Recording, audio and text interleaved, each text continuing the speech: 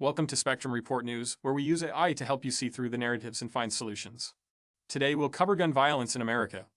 Both the left and the right holding strong and often urgent opinions. The left tends to focus on gun control measures as a necessary response to the epidemic of gun violence in America. They argue that stricter gun laws are needed to prevent mass shootings, reduce the number of firearms in circulation, and save lives. The right, on the other hand, is skeptical of gun control measures and instead argues for increased access to guns as a means of self-defense. They often argue that the solution to gun violence is more guns, not less, and that the Second Amendment guarantees the right to bear arms for law-abiding citizens. So what actually works according to research? A study by Everytown for Gun Safety found that states that require background checks for all gun sales have 4 to 7% fewer women shot to death by intimate partners, 53% fewer law enforcement officers shot to death with handguns, and 4 to 7% fewer suicides by firearm.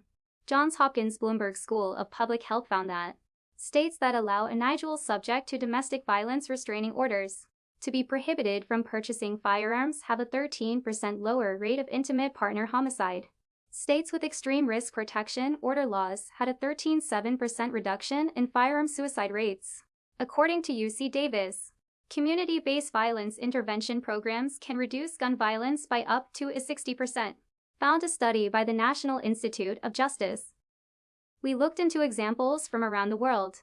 Australia, after a mass shooting in 1996, Australia implemented strict gun laws, including a ban on certain types of firearms, a gun buyback program, and a requirement for a background check and waiting period for all gun purchases. Since then, Australia has not experienced a mass shooting and has seen a significant decrease in firearm deaths, with firearm homicide rates declining by 42% between 1996 and 2006.